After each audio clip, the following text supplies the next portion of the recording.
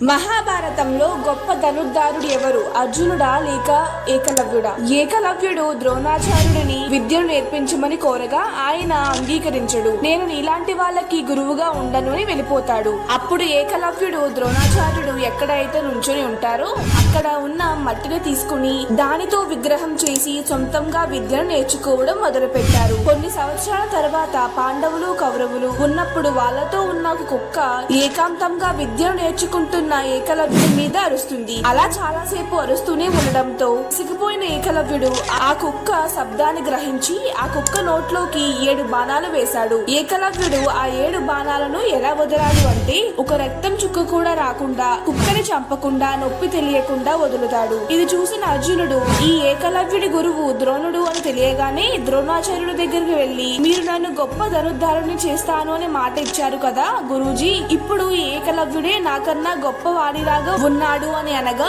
ద్రోణుడు గురుదక్షిణ కింద ఏకలవ్యుడి బొటనవేలుని అడుగుతాడు. వెంటనే ఏకలవ్యుడు ఏమీ ఆలోచించకుండా బొటనవేలుని కోసి ఇచ్చేస్తాడు. అలా అర్జునుడు గొప్ప ధనుర్ధారుడు అయ్యాడు.